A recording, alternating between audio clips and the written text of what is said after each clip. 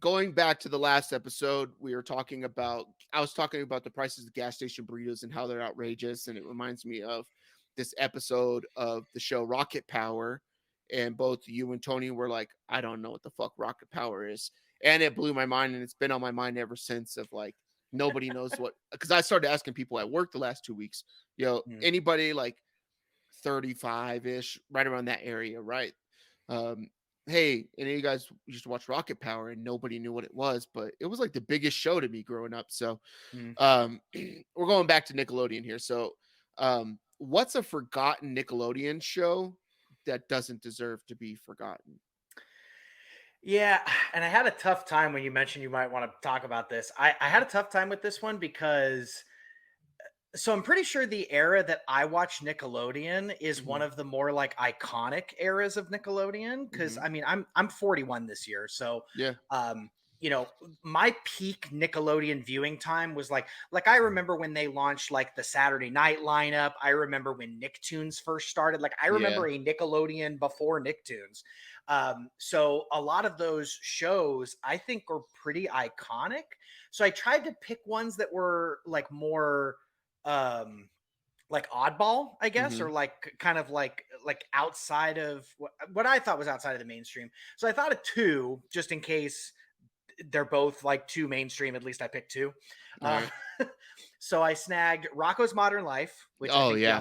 I think the Australian football folks will be very excited that we're going to talk about wallabies. um but I loved Rocco's Modern Life. It was so like low key funny and dry for a kid show. And I remember everybody used to be like really up in arms about like how filthy Ren and Stimpy was on Nickelodeon. Dude, Rocco's Modern Life was fucking disgusting sometimes. he was You go literally back and like watch that a shit. he was literally Oof. like a call center, like Mhm. sex Yep. worker. There was the sex worker bit. I think if I remember right, there was a couple of like thinly veiled jokes about masturbation. Yeah. Definitely a very like a pretty adult show, like very very much more like Beavis and Butthead MTV centered. Mhm. So definitely Rocko's Modern Life because I think that stood the test of time as one of my like I own the complete series on DVD. That stood the Nice. test of time as one of my favorites. And then the other one that I think is probably a little like definitely for the older Nickelodeon folks would be Adventures of Pete and Pete. Oh, that What was a so good. what a weird fucking show, man. Like you couldn't make a show like that today. It came from like the interstitials they originally started, but you've got like the younger Pete with the forearm tattoo, like the dancing mermaid and all these like weird kind of like off like oddball kind of like outside the wheel characters. Like it was a very strange show, but funny and like really well written. So Yeah. people probably watch those unless they're like super young, but I figured I'll pick two of them. Yeah, I used to watch those too. I'll do 2 as well. There's a lot of them that are there, but, probably one of my favorite shows was My Brother and Me. So they were out of, like, the Charlotte, North Carolina area or whatever like that. Mhm. It was basically around, like, these 2 kids and then their friend or whatever like that, Okay. their friend Goo or whatever like that, and then it was just, like, kids, like, almost like supposed to be Cosby-ish, but not, like, it's Mhm. centered around the house essentially and things that happen in the house, but then they go to, like, the school and all this kind of stuff. But I vividly remember an episode where they ditched school so they can go try to get Kendall Gill's autograph because he was signing at, like, the local comic book store where they always used to go or whatever, and they got caught. Right. Um, and then this friend Goo, he comes out with it, he becomes like a rapper or whatever, and he just creates a song called Goo Punch. So anybody who like listened to it, like anytime like someone who knew that show, like you'd be like, "Oh, Mhm. My Brother and Me," and they'd be like, "Goo Punch, let me hear you, Goo Punch," whatever. It was pretty funny, Right. but that was a good Nice. show. And the other one would for me would be Guts. So Okay.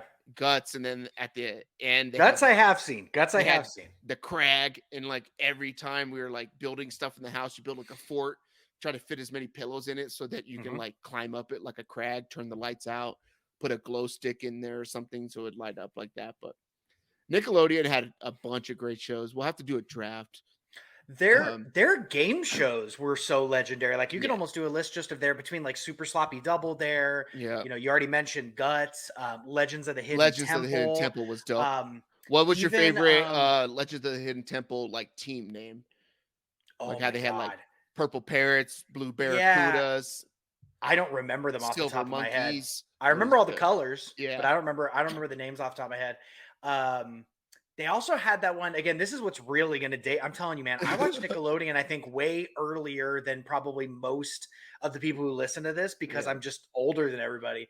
But the and I'm blanking on the name, but they used to have this game show where it was like all about video games. Like they would play video games. Oh shoot. Fuck, what was it called? Oh, Nick Arcade. That was the name of it. Nick Arcade. Okay.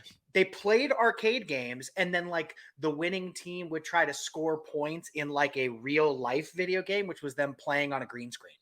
But Oh. they like got dropped in. They got dropped into like a made up video game. Yeah. Yeah, Nickelodeon had like super cool. I remember when I was 8 years old, we went to Orlando.